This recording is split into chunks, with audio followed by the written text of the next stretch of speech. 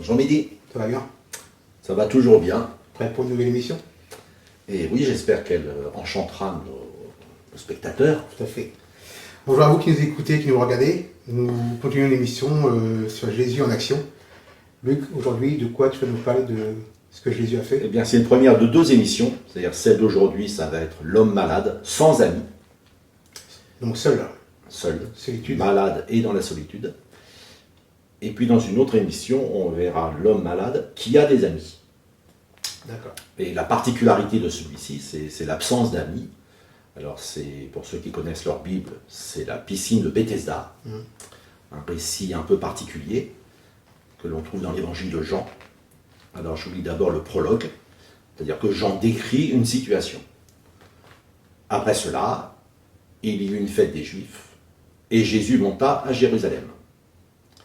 Or, à Jérusalem, près de la porte des brebis, il y a une piscine qui s'appelle en hébreu Bethesda, et qui a 5 portiques.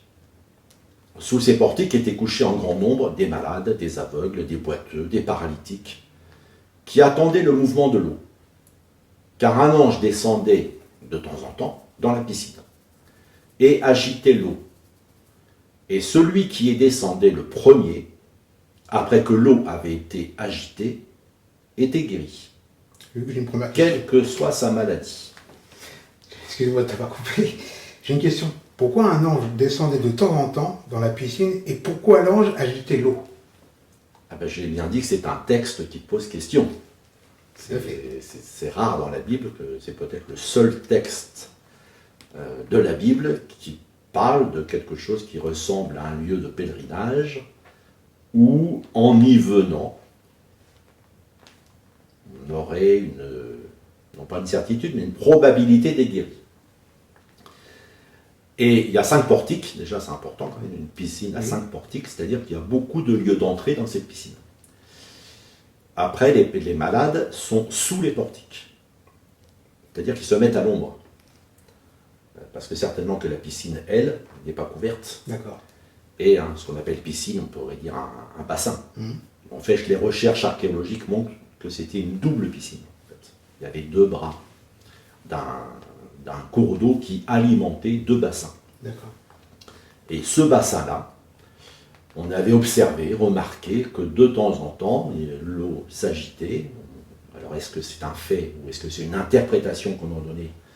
Mais Jean le présente comme un fait. Un ange venait toucher l'eau. Et à ce moment-là, il y avait une concurrence entre tous ceux qui étaient sous les portiques. Alors, c'est sûr que celui dont la maladie ne l'handicapait pas physiquement, il avait plus de chances Il y a qu'un premier. d'arriver dans l'eau avant celui éventuellement qui était paralysé, Tout à ou fait. semi-paralysé. Donc ça décrit une situation où les différents malades sont en concurrence les uns avec les autres. Ce qui va nourrir une certaine amertume dans le cœur de l'homme dont on va parler. Et on va en parler justement, parce que c'est la suite du récit. Là se trouvait un homme malade, depuis 38 ans. Jésus, l'ayant vu coucher, et sachant qu'il était malade depuis longtemps, lui dit, « Veux-tu être guéri ?» Le malade lui répondit, « Seigneur, je n'ai personne pour me jeter dans la piscine, quand l'eau est agitée. Et pendant que j'y vais, un autre descend avant moi. Lève-toi, lui dit Jésus, prends ton lit et marche. » Aussitôt cet homme fut guéri, il prit son lit et marcha. Luc, j'ai une question encore. Quand Jésus lui dit « Veux-tu être guéri ?» Pourquoi il ne répond pas à la question, mais plutôt il raconte à Jésus « Je n'ai personne pour me jeter dans la piscine ?» Il montre ce qui est dans son cœur. Et il répond à côté de la question. Voilà. Veux-tu être guéri? Il a pu dire oui ou non. Oui, mais je voudrais bien, mais je peux point, comme dit la chanson. Et il voudrait bien être guéri. Mais c'est de la faute des autres s'il n'est pas guéri. Allez, je comprends. C'est-à-dire qu'il agit en irresponsable.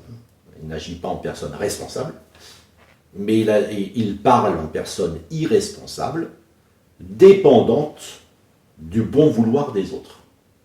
Il n'y a personne pour me jeter dans l'eau. quand elle est agitée. Et la question c'est, pourquoi est-ce qu'il n'y a personne qui s'intéresse à lui? Alors maintenant, il faut se mettre à la place des autres. Passer toute sa journée près d'un malade, à attendre que l'eau soit agitée par un ange, la personne qui va faire ça ne travaille pas, ne s'occupe pas de sa propre famille, puisque le moment où l'ange va toucher la piscine est imprévisible. Tout à fait. Alors c'est vraiment mettre presque en esclavage la personne qui se serait occupée de cet homme-là. Mais il montre son absence d'amis. Il n'a pas d'amis. Il n'a pas d'amis, il n'a personne pour le pousser, personne qui puisse s'intéresser à lui suffisamment pour consentir à ce sacrifice. Alors il répond comme il répond.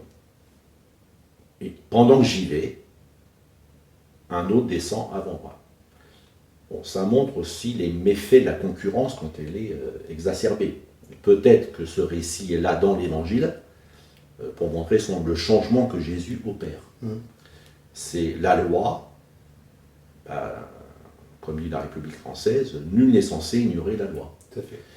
Et les plus débrouillards sont ceux qui réussissent avec la loi. La grâce, c'est pas une question de débrouillardise, c'est pas une question de capacité, c'est pas une question d'être meilleur que l'autre, plus rapide que lui, plus fort que lui. C'est Jésus qui a autorité, j'allais dire qui prend autorité, non, Jésus qui a autorité. Et Jésus n'entre pas en discussion avec l'homme. Lève-toi, prends ton lit et marche. Entre guillemets, c'est à prendre ou à laisser. Et heureusement, cet homme constate qu'il est guéri. Il prend son lit et marche. Donc il fait un acte, là encore, de foi, en obéissant à ce que Jésus lui dit. Il aurait pu raisonner, je suis malade, je suis incapable de me lever, etc. Non, Jésus lui a dit, prends ton lit et marche. Cet homme fut guéri, il se lève et il marche. Et Jésus est l'ami véritable, qui n'entre pas en discussion. Et c'est pour ça qu'on peut être depuis longtemps, parfois il y a des personnes qui disent ça fait tellement longtemps que je souffre que personne ne peut rien pour moi. Eh bien justement ce récit est là. Cet homme était malade depuis 38 ans. Et pourtant, en un instant, Jésus le guérit. Donc c'est pas parce qu'on est malade, souffrant, dépressif, depuis une très longue durée. Donc lui, c'est 38 ans de maladie. 38 ans de maladie. Ça ne veut pas dire 38 ans présent dans la piscine. Enfin, au bord de la piscine. Mais c'est 38 ans que la maladie durait. Alors 38 ans, c'est aussi, dans certains passages de la Bible, 38 ans, c'est une génération. Donc c'est un temps aussi, dans un sens symbolique. Ça fait toute une génération que cet homme est handicapé, malade. Mais Jésus est le salut, et Jésus guérit. Alors maintenant, ce qui est intéressant, c'est qu'est-ce qui va se passer après? L'épilogue. Vous avez vu le prologue, vous avez vu l'action, Jésus en action.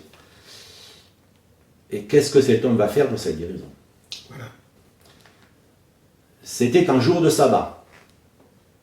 Les Juifs dirent donc à celui qui avait été guéri, c'est le sabbat.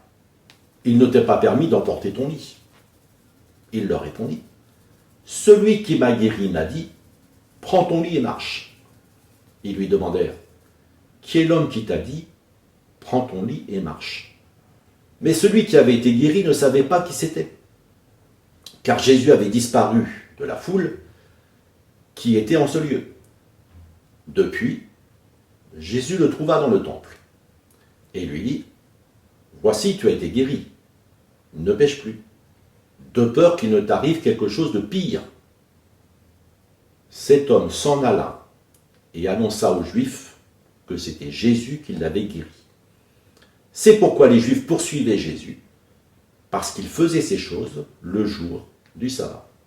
Donc j'ai une question. Pourquoi Jésus lui dit ne pêche plus, de peur qu'il ne t'arrive quelque chose de pire? Eh bien, Jésus met le doigt là où ça fait mal. C'est-à-dire qu'on ne sait pas pourquoi cet homme était malade. Alors, peut-être il y avait par exemple une rixe à laquelle cet homme avait participé, qui avait provoqué son handicap. Peut-être qu'il était malade de naissance. Nous n'en savons rien. Mais son absence d'amis indique un péché grave, son comportement antisocial. Il n'y a personne, je reviens, c'est il n'y a personne qui pense à moi, il n'y a personne qui s'occupe de moi, il n'y a personne, je suis tout seul, etc. Et en fait, il est dans l'amertume. Il est dans l'amertume.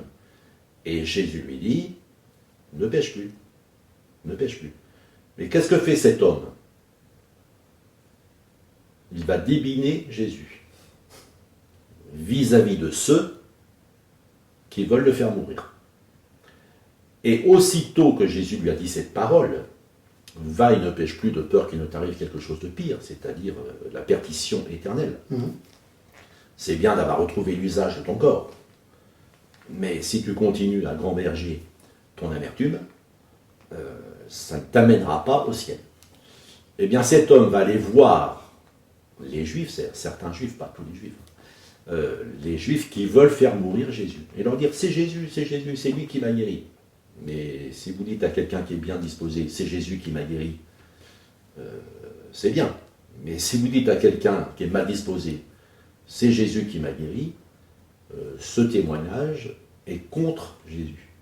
Et c'est ce que fait cet homme. Alors le texte n'en dit pas plus. Mais l'avertissement que Jésus donne à cet homme, je vous invite à lire chez vous le reste de ce chapitre 5 de l'évangile de Jean, et vous verrez que c'est à nous tous que Jésus dit que Dieu le Père lui a remis tout jugement. Et Jésus peut nous sauver si on accepte qu'il nous délivre de nos péchés, comme il peut nous condamner si on demeure dans l'incrédulité vis-à-vis de son œuvre. Merci Luc pour toutes ces explications. Merci à vous de nous avoir écoutés. Nous disons une bonne semaine, que Dieu vous bénisse. Au revoir.